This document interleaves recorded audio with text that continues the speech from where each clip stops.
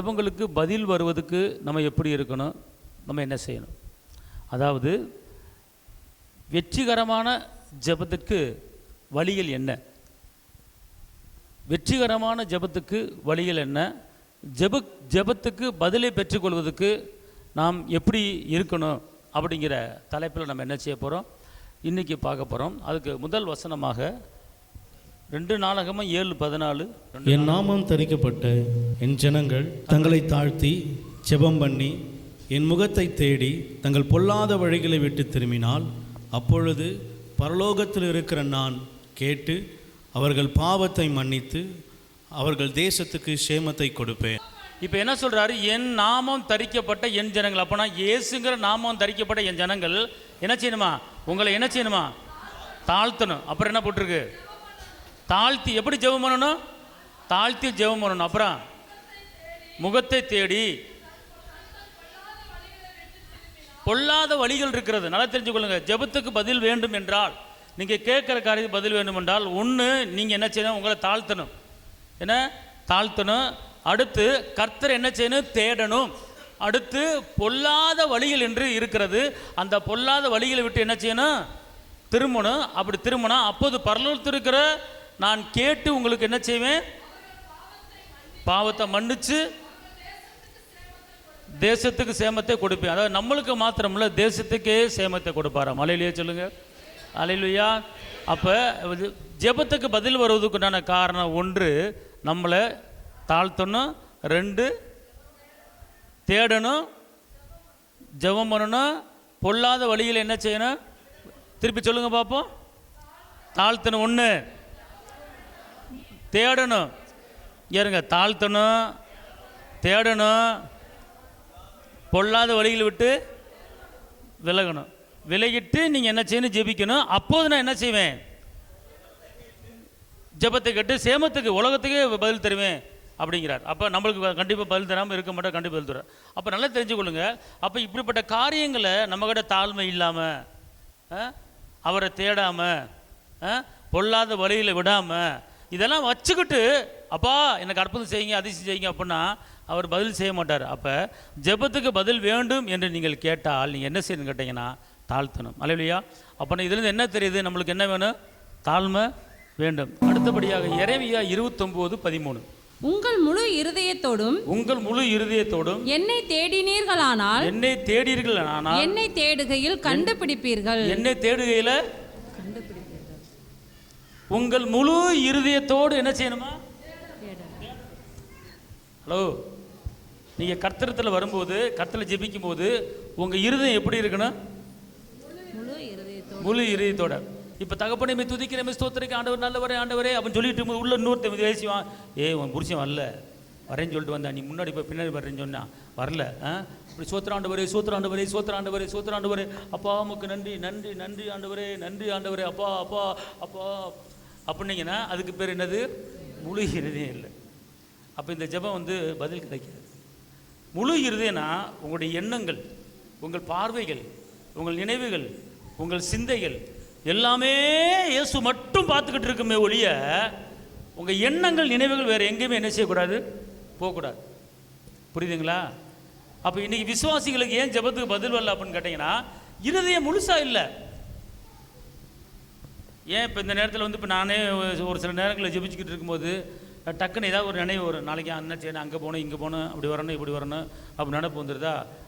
அது வரத்தான் செய்யும். பட் அப்படி வர விடக்கூடாது. அப்போ கர்த்தருக்கு அது பிடிக்காது. ஏன்னா இந்த வசனம் என்ன சொல்லுது? எரேமியா 29:13 திருப்பி வாசிங்க. உங்கள் முழு இருதயத்தோடும் என்னை தேடினீர்களானால் என்னை தேடுகையில் கண்டுபிடிப்பீர்கள். என்னை தேடுகையில் நீங்க என்ன செய்வீங்க? கண்டுபிடிப்பீங்க. அப்ப என்ன அர்த்தம்? அவரை கண்டுபிடிச்சிடலாமா? நீங்க ஜெபம் பண்ணும்போது அவரை கண்டுபிடிச்சு ஜெபிக்கணும், அவரை பார்த்து ஜெபிக்கணும். அதுக்கு பேர் தான் முழு என்னது?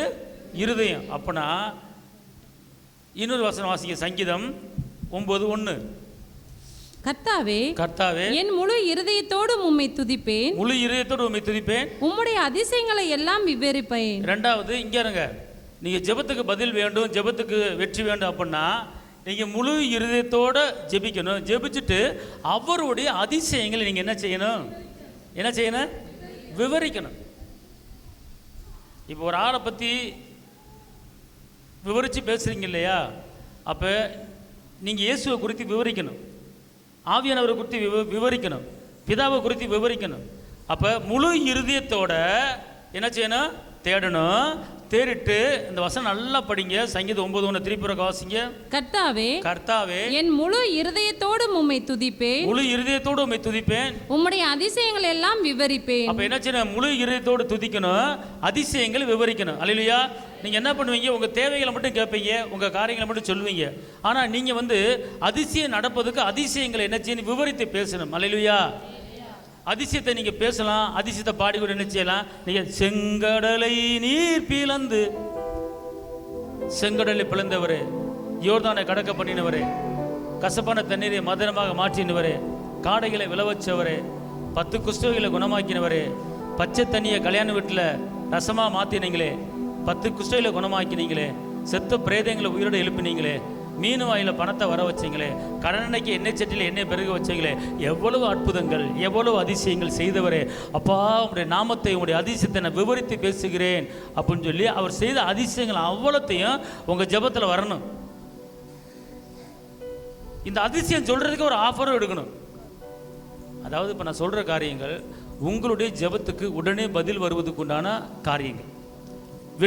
வெற்றி வாழ்க்கை, வெற்றி ஜெபம். இந்த ஜெபம் என்னது? வெற்றி ஜெபம். அப்போனா நீங்கள் தேடும்போது முழு இருதயத்தோடு தேடணும், தேடிட்டு முழு இருதயத்தோடு துதிக்கணும், துதிச்சுட்டு அடுத்து நீங்கள் அவர் செய்த அதிசயங்களை என்ன செய்யணும்? விவரிக்கணும், விவரித்து பேசணும். நீங்கள் அப்போ எப்படி விவரித்து பேசுறது அப்படின்னு கேட்டீங்கன்னா, தெரிஞ்சாதான் விவரித்து பேச முடியும். அப்போ தெரியறதுக்கு என்ன செய்யணும்? ஐயா அவருடைய அதிசயங்களை விவரித்து பேச சொல்லிட்டாரு. அப்போ அந்த விவரித்து பேசுறதுக்கு அது தெரிஞ்சாதானே பேசுவீங்க. நீங்கள் இப்போ செங்கடலை பிளந்ததை நீங்கள் பார்த்தா தான் பேசுவீங்க. அது எப்படி தெரிஞ்சுக்குவீங்க? பைபிளை படிக்கணும். பைபிளை படித்தா தான் செங்கடலை பிளந்ததை பார்க்க முடியும், யோர்தானை கடக்கு பண்ணதை பார்க்க முடியும், கசப்பான தண்ணி மதுரை பண்ணதை பார்க்க முடியும், மீரியமத்தை கேட்கணும், யோர்தான் எல்லாத்தையும் பார்க்கலாம். பார்த்துட்டு படிச்சுவிட்டு அதை மனசில் வச்சு ஜெபத்தில் அது ஒவ்வொன்றா சொல்லி காட்டணும். மழை போல காடைகளை குவிய வச்சவரே, எவ்வளோ அற்புதம் பண்ணியிருக்கிறீங்க அப்படின்னு சொல்லி முழு இருதயத்தை தேடி என்ன செய்யணும்?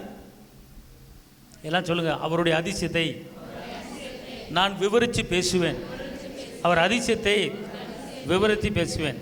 அப்போ இன்னைக்கு நம்முடைய ஜெபம் எப்படி இருக்குன்னு கேட்டீங்கன்னா, முழு இருதயத்தோடு தேடணும், முழு இருதயத்தோட அவருடைய அதிசயங்களை விவரித்து பேசணும். அப்போ இந்த பாயிண்ட்ல என்ன வருது? ஜெபத்துக்கு விசுவாசிகள் எப்படி இருக்கணும்? முழு இருதயத்தோடு துதிக்கணும். இருதயம் முழுசா அவர் தான் இருக்கணும். உங்கள் இருதயத்தில் இங்கிட்டு 25% வேற ஆள், அங்கிட்டு 25% வேற ஆள், 25% அப்பாவுக்கு. அப்படி இருக்கக்கூடாது. முழு இருதயம் அப்பாவுக்கு நீங்கள் கொடுத்து ஜெபிக்கும் போது உங்கள் ஜெபத்துக்கு பதில் வரும். அல்லேலூயா. இன்னொரு வசனம் வாசிங்க.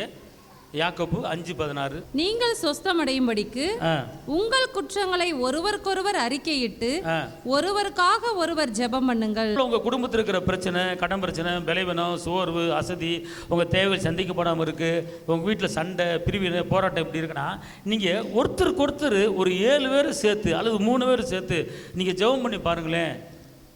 1 கோடி பணம் கொடுத்தாலும் அதுக்கு இதுக்கு ஈடு இணை கிடையவே கிடையாது. இந்த பிரேயர் சப்போர்ட்டுக்கு கர்த்தர் வான மடைகளை திறந்து விட்டுருவார் உங்களுக்கு. புரியுதா உங்களுக்கு? இதுதான் அந்த ஜெபத்துக்கு உண்டான ஒரு வழியில் பார்த்துக்கொள்ளுங்க. நல்லா தெரிஞ்சுக்கொள்ளுங்க. பேதுரு சிறைச்சாலையில் இருக்கும்போது சபையார் எல்லாம் ஒருமனப்பட்டு ஒரு இடத்துல கூடினார்கள்னு சொல்லி தான் வசனம் இருக்கு. யார் எப்படி போட்டிருக்கு? அந்த அப்பா சொல்லல, சபையார் எல்லாம் ஒருமனப்பட்டார்கள். ஓகே. அப்போ அந்த ஒருமன ஜெபத்தில் என்ன நடக்குது? தூதனை இறங்கி வர்றார். தூதன் இறங்கி சில வேலைகளை பண்ணுறாரு பாருங்க. ஜெயிலில் இருந்து வெளி காவலரே, உட்காவலரே 2 கேட்டு, இரும்பு கேட்டு எல்லாம் ஆட்டோமேட்டிக்காக திறக்குது. தூதனை வெளியே ஒரு ரோட்டில் விட்டு போயிடுறார். எந்த வக்கீலை பிடிக்கல, எந்த அதிகாரியை பிடிக்கல, எந்த மந்திரியை பிடிக்கல, கோர்ட்டு கேஸ் எதுவுமே போல. சபையரெல்லாம் ஒரு இடத்துல ஒருமனப்பட்டு ஜெபிக்கிறாங்க. தப்பி வைக்கிறதுக்கு பரலோகத்திலிருந்து ஒரு தூதன் இறங்கி நிற்கிறார். இறங்கி நின்று பேதுரை கொண்டு வெளியே விட்டு போகிறாரு. நடந்த காரியம். அப்போ இதே போல் நல்லா தெரிஞ்சு மிஞ்சி போனால் ஒரு 70 பேர் இருப்பாங்க அந்த ஜெபத்தில். இதே போல் நீங்கள் ஒரு மனதா அன்பா, சமாதானமா, இரக்கமா, இன்னைக்கு நம்ம எனக்கு நாளை லீவுக்கா, நம்ம 4 பேர் உட்காந்து நம்ம சபையில் உட்காந்து ஜெபிப்போம், நம்ம சபையில் உட்காந்து 3 பேரும் ஜெபிப்போம் அப்படின்னு வந்து 3 பேர் 4 பேர் 5 பேர் 6 பேர் வந்து கூட்டா ஜெபிச்சு ஒரு பாயிண்ட் வச்சு நீ இந்த முதல் என் குடும்பத்துக்கு ஜெபிப்போம், அடுத்து உன் குடும்பம் ஜெயிப்போம், அடுத்து என் பிள்ளைக்கு ஜெயிப்போம், அடுத்து உன் பிள்ளைக்கு ஜெயிப்போம், அடுத்து என் பிள்ளைக்கு கற்பதுக்கு, இப்படி ஒவ்வொன்றா சொல்லி மாறி ஒருவருக்கு நீங்கள் ஜெபிச்சுக்கிட்டு இருந்தீங்கன்னா உங்கள் ஜெபம் கேட்கப்படும். 10 லட்சம் பணம் அன்னைக்கு வந்து கையில் கிடைச்ச மாதிரி உங்களுக்கு அந்த ஜெபத்துக்கு பதில் வந்துடும். இதான் சபையும் வளரும், நீங்களும் வளருவீங்க. நீங்கள் அவன்கிட்ட பணம் கட்டி வேண்டிய போய் ஒரு 10,000 கிடைக்குமா, ஒரு 50,000 கிடைக்குமா, ஒரு லோன்னு பணத்துக்கு அலைய வேண்டிய அவசியம் இல்லை. நீங்கள் உட்காந்து பணத்துக்காக ஒருவருக்கு ஒரு ஜெபம் பண்ணி பாருங்கள், உங்கள் தேவைகள் சந்திக்கப்படும். என் மகனுக்கு வேலை இல்லாமல் இருக்குது, ஏக்கா ஜெயிப்போம் வாங்கக்கா, ஒரு 3 பேர் வாங்கக்கா, என் மகனுக்கு சரியான வேலை இல்லாமல் இருக்குது ஜெயிப்பாக்கா அப்படின்னு சொல்லி அந்த பாயிண்ட்டை மட்டும் கொடுத்து ஜெபிக்கணும். நம்ம என்ன பண்ணுறோம், நம்ம வீட்டு பிரச்சனை எதுக்கு அங்கே சொல்லிக்கிட்டு நான் எனக்கு ஜெபிக்க தெரியும் எல்லாம் அவர் பார்த்துக்க, அப்படி இல்லை. நல்லா தெரிஞ்சு கொள்ளுங்க, ஒரு மனது ஜெபத்தில் பெரிய மிரக்கல் இருக்கிறது. ஒரு மனது, அதான் வேதம் சொல்லிக்கிறது, சகோதரர்கள் ஒருமித்து வாசம் பண்ணுவது எத்தனை இன்பமும் ஏற்றதுமா இருக்கிறது. ஒரு மன ஜெபத்தில் அவர் அற்புதம் இருக்கிறதுங்க. ஏன் என்னுடைய நாமத்தில் 2 பேர் 3 பேர் கூறுறீங்களோ அந்த இடத்துல நான் இருப்பேன்னு சொல்கிறார்ல, அப்போ 2 பேர் 3 பேர் கூடி பாருங்க, அங்கே இருப்பேன் அப்படிங்கிறார். தனி ஜெபம் அது வேறு டிபார்ட்மெண்ட்டு, ஆனால் கூட்டு ஜெபம் அது வேறு டிபார்ட்மெண்ட்டு. சரிங்களா? அப்போ என்ன செய்யணும், நீங்கள் கூட்டா 2 பேர் ஜெபிக்கலாம், 3 பேர் ஜெபிக்கலாம். அந்த பாயிண்ட்டை ஒருத்தருக்கு ஒருத்தர் அப்படி ஜெபிக்கும் போது பெரிய நீங்கள் அதாவது ஒரு அசைவே உண்டு பண்ணிடலாங்க இந்த கூட்டு ஜெபத்தில். பரலோகத்தில் தூதரை நீங்கள் இறக்க முடியும் கூட்டு ஜெபத்தில், தெரியுமா உங்களுக்கு? ரைட். இன்னொரு காரியம், 1 யோவான் 3:22, அவருடைய கற்பனைகளை நாம் கைக்கொண்டு அவருக்கு முன்பாக பிரியமானவைகளை செய்கிறபடியினால் நாம் வேண்டிக் கொள்கிறது எதுவோ அதை அவராலே பெற்றுக்கொள்கிறோம். நாம் வேண்டிக் கொள்கிறது எதுவோ நாம் அவராலே பெற்றுக்கொள்கிறோம்.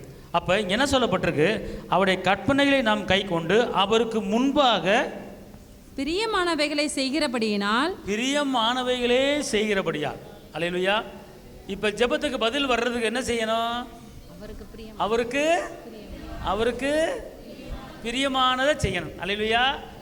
நீங்கள் இதெல்லாம் வந்து அவரை பிரியப்படுத்தாமல் நீங்கள் ஜெபிக்கிறீங்க, பதில் வராது. வந்து அவர் பிரியப்படுத்தணும், அவர் என்ன செய்யணும், மகிமைப்படுத்தணும். அவருக்கு என்ன பிடிக்கும்,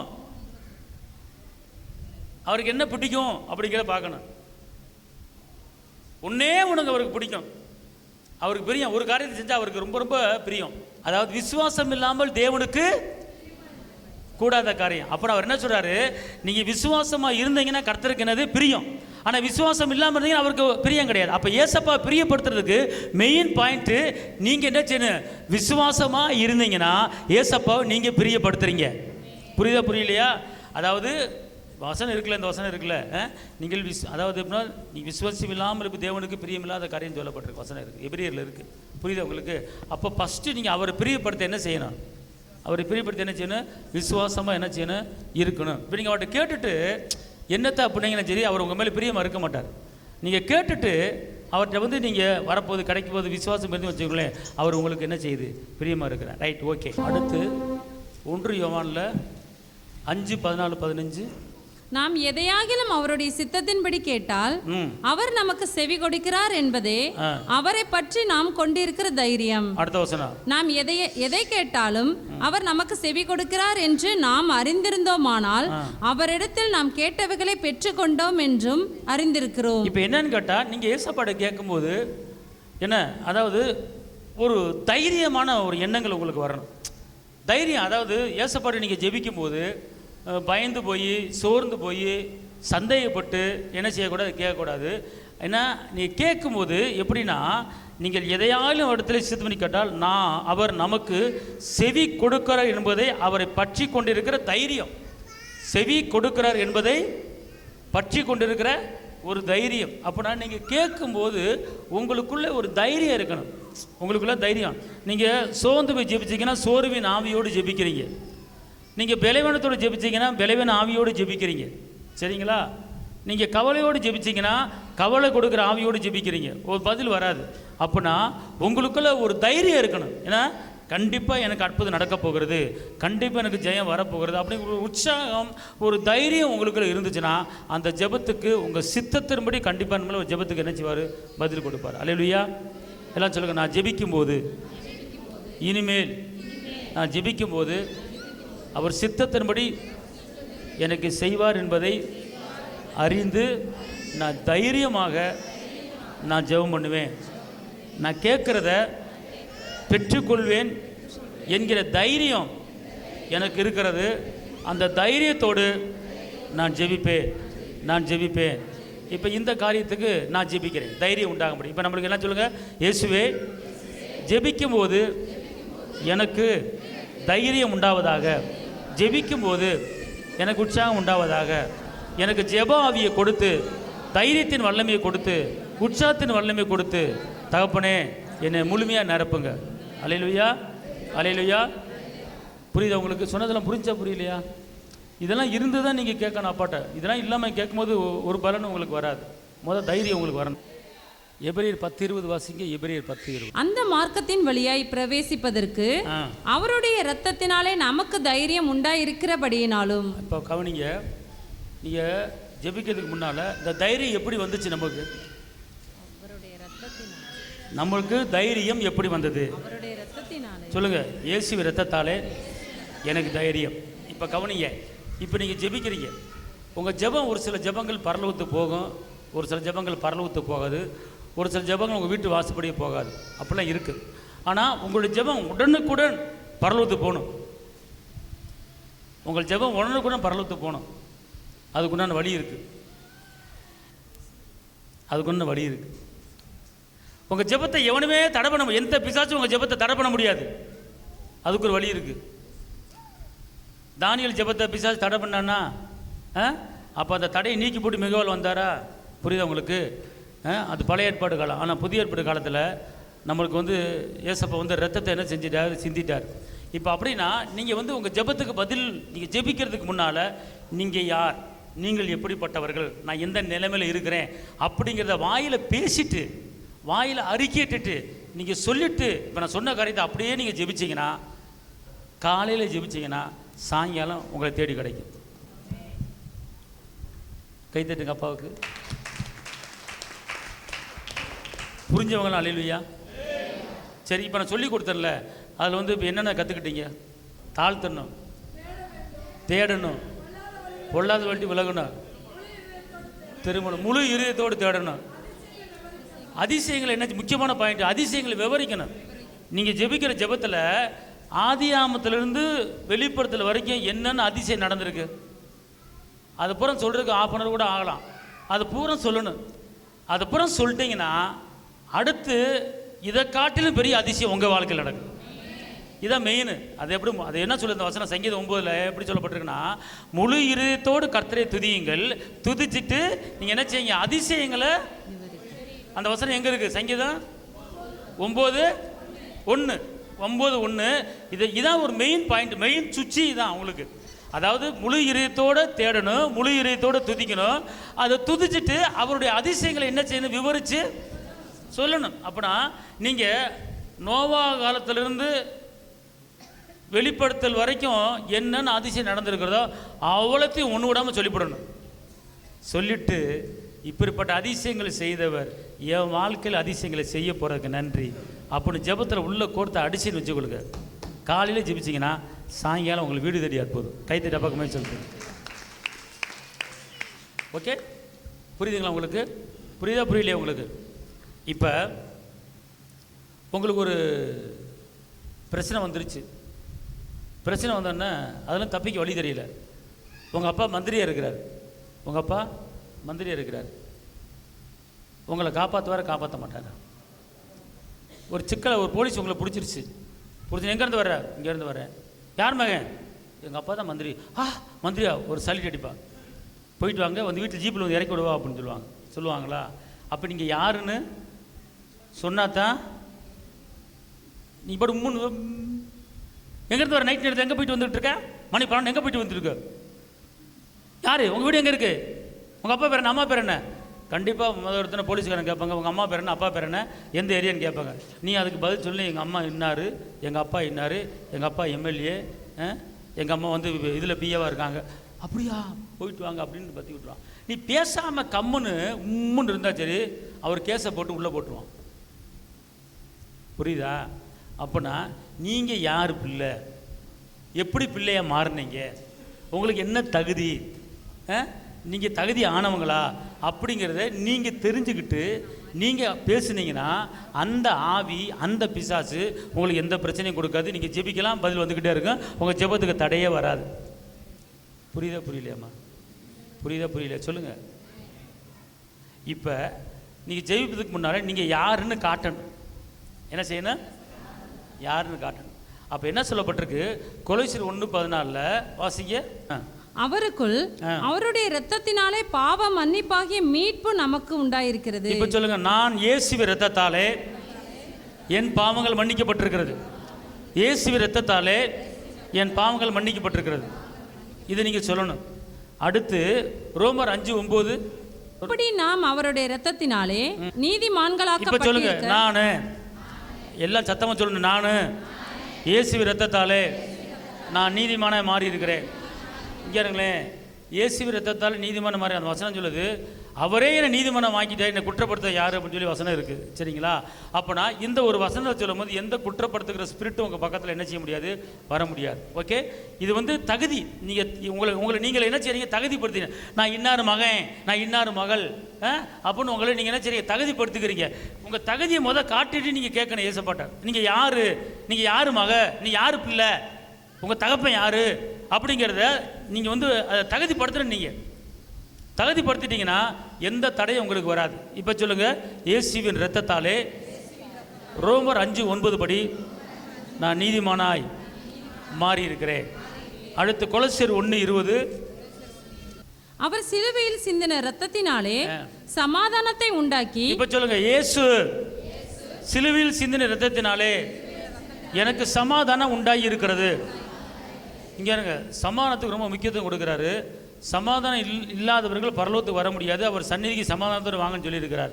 அதனால் உங்களுக்குள்ள பிரிவினை இருந்தாலும், உங்களுக்குள்ள சண்டை இருந்தாலும், இந்த வசனம் பிரிவினை ஆவியை உடைச்சி போட்டுரும். இந்த ஒரு வார்த்தை சண்டைக்கார ஆவியை உடைச்சி போட்டுரும். அப்போ நீ சண்டைக்காரையாவோட ஜெபிக்கிறதுக்கு முன்னால் அவருடைய இரத்தத்தாலே நான் சமாதானமாக இருக்கிறேன்னு சொல்லும்போது எந்த தடையும் உங்களுக்கு என்ன செய்யாது. பிசாசு வந்து அவங்க கூட சண்டை போட்டிருக்கேன், இவங்க கூட சண்டை போட்டிருக்கான், அதனால் உங்களுக்கு எப்படி ஜெபத்துக்கு பதில் கொடுப்போன்னு சொல்லி ஆர்குமெண்ட் பண்ண மாட்டான் பிதாட்ட போய். புரியுதா?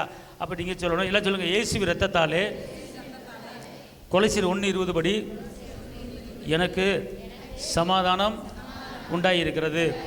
ஓகே, அடுத்து வாசி எபிரேயர் 10:20 வாசித்தபடி. அந்த மார்க்கத்தின் வழியாய் பிரவேசிப்பதற்கு அவருடைய இரத்தத்தினாலே நமக்கு தைரியம் உண்டாயிருக்கிறபடியினாலும். இப்போ சொல்லுங்க, இயேசுவின் இரத்தத்தாலே எனக்கு ஏசப்பாடை கேட்பதற்கு, ஏசப்பாடை பெற்றுக்கொள்வதற்கு, அவருடைய இரத்தத்தாலே எனக்கு எனக்கு ஃபயரா சொல்லுங்க, எனக்கு எனக்கு தைரியம் உண்டாகி இருக்கிறதே. எதை பற்றியும் பயப்பட மாட்டேன். என் அப்பா எனக்கு இருக்கிறாரு, அதனால எனக்கு தைரியம் உண்டாயிருக்கிறது. அல்லேலூயா. எபிரேயர் 13:12. அந்தபடியே இயேசுவும் தம்முடைய சொந்த இரத்தத்தினாலே ஜனத்தை பரிசுத்தம் செய்யும்படியாக நகர வாசலுக்கு புறம்பே பாடுபட்டார். எல்லாம் சொல்லுங்க, இயேசுவின் இரத்தத்தாலே நான் பரிசுத்தமாக்கப்பட்டிருக்கிறேன். இயேசுவின் இரத்தத்தாலே நான் பரிசுத்தமாக்கப்பட்டிருக்கிறேன். மத்தேயு 26:28. மத்தேயு பாவ மன்னிப்பு உண்டாகும்படி அநேகருக்காக சிந்தப்படுகிற புது உடன்படிக்கைக்குரிய என்னுடைய இரத்தமாய் இருக்கிறது. எல்லாம் சொல்லுங்க, இயேசுவின் இரத்தத்தாலே ஏசப்பா எனக்கும் அவருக்கும் உடன்படிக்கை பண்ணியிருக்கிறாரு. நீ என் பிள்ளை, நான் உன் அப்பா, எனக்குரியது உனக்குண்டு, ஏன் சொத்து உனக்கு, ஏன் ஆஸ்தி உனக்கு அப்படின்னு சொல்லி இயேசுவின் இரத்தத்தால் எனக்கு ஒப்பந்தம் பண்ணிட்டாரு, எனக்கு உடன்படிக்கை பண்ணியிருக்கிறாரு. அதனால் நான் கேட்ட காரியம் கிடைக்கும். எனக்கும் இயேசுவுக்கும் ஒரு உடன்படிக்கை இருக்கிறது. அந்த உடன்படிக்கை இரத்தத்தினால வந்த உடன்படிக்கை. அந்த உடன்படிக்கை இங்கே பாருங்க, கையெழுத்து போடுறது பேனால போடாமல் இரத்தத்தில் கையெழுத்து போட்டு உங்களுக்கு உடன்படிக்கை பண்ணி கொடுத்துருக்காரு என் அப்பன் இயேசு. புரியுதா? எப்படி உடன்படிக்கை பண்ணியிருக்காரு? ரத்தத்தில் உடன்படிக்கை பண்ணியிருக்காரு. நீ கீழாக மாட்டேன் மேலாவாய் உடன்படிக்கை, மலை மேல் இருக்கிற பட்டம்புல உயர்த்தி உடன்படிக்கை, உன் சந்ததி இவ்வளவாய் பெரிய இருக்க உடன்படிக்கை, நீ இடம் கொண்டு பெருகுவாய் உடன்படிக்கை, நீர்க்கலோரமே நடப்பட்ட இலைவு இருக்கிற மரத்தை போல நீ செழித்து வளர்வாய் உடன்படிக்கை. நீ வெளியே புறப்பட்டு போய் கொழுத்த கடுமை வளர்வாய், உடன்படிக்கை. உன் சந்ததி இவ்வளவாய் பெருகி இருக்கும், உடன்படிக்கை. அநேக ஜாதிகள் ஆளுவாய், உடன்படிக்கை. உன் வெளிச்சத்தில் ராஜாக்கள் ஒளியில ஜாதிகளை கடந்து வருவார்கள், உடன்படிக்கை. அநேக ஜாதிகள் ஆளுவாய், அநேக ஜாதிகள் கடன் கொடுப்பாய், உடன்படிக்கை. இந்த உடன்படிக்கை எப்படி உங்களுக்கு எனக்கு கொடுத்துருக்காருன்னா, ரத்தத்தை சிந்தி உங்களுக்கு எனக்கு அவர் உடன்படிக்கை பண்ணியிருக்கும் போது அவர் மாறுவாரா? மாறவே மாட்டாரு. காரணம், ரத்தத்தில் கையெழுத்து போட்டு கொடுத்துருக்கிறாரு. தான் உடம்புல இருக்கிற ரத்தத்தை எடுத்து, மகளே நீ என் பிள்ளை, எனக்குரியது உனக்கு, பரலோகத்தில் இருக்கிற அத்தனை சொத்து சுகம் எல்லாம் உனக்கு நான் தர்றேன், இரும்பு தாள் முறித்து வெங்கலக்க உடைச்சு உனக்கு நான் கொடுக்க போறேன், உடன்படிக்கை பண்ணியிருக்கிறேன், நீ பயப்படாத, நீ தைரியமா என்கிட்ட என்ன செய்யலாம், நீ கேட்கலாம். கையை தட்டி அப்பாவுக்கு மகிமை சொல்லுங்க. புரியுதா உங்களுக்கு? புரியுதா? எப்படி உடன்படிக்கை பண்ணியிருக்காரு? ரத்தத்தினால உடன்படிக்கை பண்ணியிருக்கிறாருங்க. ஒரு நாடு இன்னொரு நாடு, நான் இத்தனை டன்னு கோதுமை உங்களுக்கு தர்றேன், நீங்கள் அதுக்கு இத்தனை டன்னு மைதாக்களை கொடுக்குன்னு சொல்லி ஒரு உடன்படிக்கை போட்டு கையெழுத்து போடுவாங்க. 2 பிரதமர் உடன்படிக்கை பண்ணுவாங்க. அது 5 வருஷத்தில் மாறி போயிடும். ஆனால் இவர் கையெழுத்து போட்டு கொடுத்துட்டாருன்னா, ரத்தத்தில் கையெழுத்து போட்டு கொடுத்துட்டாருன்னா, சாகர வரைக்கும் அதுலேருந்து மாறவே மாட்டார். அதை கண்டிப்பாக அதை நிறைவேற்ற வல்லவராக இருக்கிறார். இப்போ உண்மையிலே நீங்களும் நானும் எவ்வளோ கொடுத்து வச்சவங்களாக இருக்கிறோம், எவ்வளோ புண்ணியம் பண்ணியிருக்கிறோம். ஆனால் அந்த ஃபீலிங் நம்மளுக்கு இருக்கா கொஞ்சமாச்சும்? விடிஞ்சா அடைஞ்சா இப்போ நீங்கள் கேட்குறதுக்கு எப்படி இருக்குங்க? அப்பா எவ்வளோ பெரிய ஆள், அப்படி ஒரு தைரியம் வருதா உங்களுக்கு? வரலையா? வரலையா? ஆனால் வீட்டுக்கு போனால் ஓ, இந்த தைரியம் உங்களுக்கு என்ன செய்யணும்? வரணும். எப்போ வரும்னு கேட்டால், இந்த வார்த்தையை சொல்லும்போது. யோவான் 6:54, என் மாம்சத்தை புசித்து என் ரத்தத்தை பானம் பண்ணுகிறவனுக்கு நித்திய ஜீவன் உண்டு. அல்லேலூயா. இப்போ என்ன சொல்றாரு? ரத்தத்துல என்ன இருக்கு? நித்திய ஜீவன். நித்திய ஜீவன் என்ன அர்த்தம் சொல்லுங்க பாப்போம். இந்த பூமியில உயிர் போயிருதா? இந்த உயிர் போயிருதா? இந்த உயிர் நேரம் அங்கே போயிடும், இலைப்பாறுதலுக்கு போயிடும். ஓகே, அப்போனா நம்மளுக்கு இதுலேருந்து என்ன செய்யுது? மரணமே உன் கூரைங்க, பாதம் செய்யுங்க. அப்போ ரத்தத்தினால் நம்மளுக்கு என்ன வந்திருக்குன்னா நித்திய ஜீவன். அந்த ராஜாதி ராஜா இயேசு மகாராஜாவுக்கு எத்தனை கோடி நடி சொன்னாலும் பார்த்தா கையை தட்டா வாங்கி செலுத்துங்க. அல்லேலூயா. நித்திய ஜீவன் அவர் நம்ம கொடுத்துருக்கிறார். எப்படி கொடுத்தார்? ரத்தத்தை சிந்தி. எவ்வளோ கிருபைகள், எவ்வளவு அற்புதங்கள், எவ்வளோ அதிசயங்கள் ரத்தத்தை மூலம் வாங்கி கொடுத்துருக்கிறார். அப்போ நீங்கள் ஜெபிக்கிறதுக்கு முன்னால் இதை பூரா நீங்கள் என்ன செய்யணும்? வாயை திறந்து சொல்லி, நான் இதுக்கெல்லாம் தகுதியானவள், நான் தகுதியாக இருக்கிறேன் அப்படின்னு சொல்லி செய்கிறீங்களா? செய்யலே தெரியல, நான் சொல்லி கொடுக்குறேன். என்ன செய்யணும்? தைரியம் இருக்கவும் சொல்லிட்டு இங்கே இருக்க. வராத காரியத்தை நீங்கள் வர வைக்க முடியுங்க, முடியாத காரியத்தை முடிய வைக்க முடியுங்க. நீங்கள் யாருன்னு சொல்லி காட்டணுங்க. கடைசி ஒரு வசனம் வெளிப்படுத்தல் 12:11. மரணம் நேரிடுகிறதா இருந்தாலும் அதற்கு தப்பும்படி தங்கள் ஜீவனையும் பாராமல் ஆட்டுக்குட்டியின் ரத்தத்தினாலும் தங்கள் சாட்சியின் வசனத்தினாலும் அவனை ஜெயித்தார்கள். இப்ப இங்க இருங்க, எவ்வளவோ காரியங்கள் பண்றீங்க, தோல்வி வருது. ஒரு வேலைக்கு போறீங்க, தோல்வி. ஒரு பிசினஸ் பண்றீங்க, தோல்வி. ஒரு வியாபாரம் பண்றீங்க, தோல்வி. நான் என்ன சொல்றேன் தெரியுமா? உங்க தோல்வியை ஜெயமா மாற்றக்கூடிய வல்லமை இந்த வெளிப்படுத்தல் 12:11. வெளிப்படுத்தல் 12:11. மரணமே வந்தாலும் சரி, மரண போராட்டமே வந்தாலும் சரி, அதிலிருந்து தப்பி வைக்கும்படி இயேசுவின் இரத்தத்தாலும் சாட்சியின் வசனத்தாலும் நீங்கள் ஜெயிக்க பிறந்தவர்கள். இயேசுவின் இரத்தத்தாலும் சாட்சியின் வசனம் நம்ம ஜெயிக்க பிறந்திருக்கிறோம். அல்லேலூயா, அல்லேலூயா சொல்லுங்க. அல்லேலூயா. இப்போ இந்த வசனங்களை பூரா சொல்லிவிட்டு இந்த வசனம் பூரா சொன்னீங்கன்னா நீங்கள் ஏசப்பாட கேட்கறதுக்கு தகுதியானவர்கள். அவர் பிள்ளையா தகுதியாக இருக்கிறீங்க என்ற அர்த்தம். நீங்கள் வந்து வெள்ளை பேப்பரில் கையெழுத்து போட்ட ஆளில் பத்திரத்தில் பட்டா போட்டுருக்கு, உங்களுக்கு ரத்தத்தில் பட்டா போட்டு கொடுத்துட்டாரு. அப்போ நீங்கள் ஏசப்பாட கேட்கறதுக்கு ஃபுல் பவர் இருக்குது, ஃபுல் ரைட் இருக்குது. காரணம் என்ன? எல்லாமே ரத்தத்தில் நீதிவானை மாற்றிட்டாரு, பாவத்தை மன்னிச்சிட்டாரு, ரத்தத்தில் சம்மதம் கொடுத்தாரு, ரத்தத்தில் தைரியம் கொடுத்துட்டாரு, ரத்தத்தில் நித்திய ஜீவனை கொடுத்தாரு. ரத்தத்தினால நீ தோல்வியை ஜெயமாக உன்னால் மாற்ற அமைக்க முடியும். புரிஞ்சவங்க அல்லேலூயா சொல்லுங்க. ஜெபிப்பதுக்கு முன்னே நீ தனிப்பட்ட முறையில் ஜெபிக்கிறீங்களா? ஜெபிக்கும் போது இந்த வசனத்தை பூரா சொல்லுங்க. ரத்தத்தில் என்னென்ன கிடைச்சிருக்கு சொல்லுங்க பார்ப்போம். பாவ மன்னிப்பு, பாவ மன்னிப்பு, தைரியம், நீதிமான், சமாதானம், பரிசுத்தம், உடன்படிக்கை, நித்திய ஜீவன். அப்போ இது எல்லாம் ரத்தத்தை நீங்கள் என்ன செய்யணும்? பயன்படுத்திட்டு நான் தகுதியாக இருக்கிறேன். அல்லேலூயா. இப்போ சொல்லுங்கள், இயேசுவின் ரத்தத்தால் என் பாவங்கள் மன்னிக்கப்பட்டிருக்கிறது. இயேசுவின் இரத்தத்தால் நான் விடுதலையாக்கப்பட்டிருக்கிறேன். இயேசுவின் இரத்தத்தால் நான் சுகமாக்கப்பட்டிருக்கிறேன். இயேசுவின் இரத்தத்தால் நான் மீட்பு அடைஞ்சிருக்கிறேன். இயேசுவின் இரத்தத்தால் எனக்கு சமாதானம் உண்டாயிருக்கிறது. இயேசுவின் இரத்தத்தால் நான் உடன்படிக்கை பெற்றிருக்கிறேன். இயேசுவின் இரத்தத்தால் வாக்குத்தத்தங்களை சுதந்திரிப்பேன். இயேசுவின் இரத்தத்தால் தைரியமாக இருப்பேன். இயேசுவின் இரத்தத்தால் மரண போராட்டம் வந்தாலும் தோல்வியிலிருந்து நான் ஜெயத்தை பெற்றுக்கொள்ள முடியும்.